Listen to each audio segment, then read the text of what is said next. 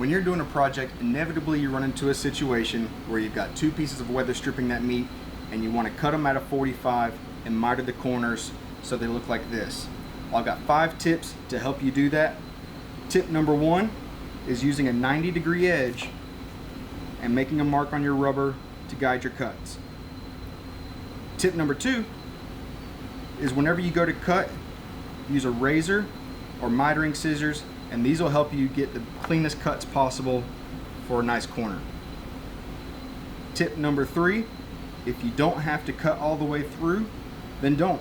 And this will allow you to have a continuous seal all around the outside edge.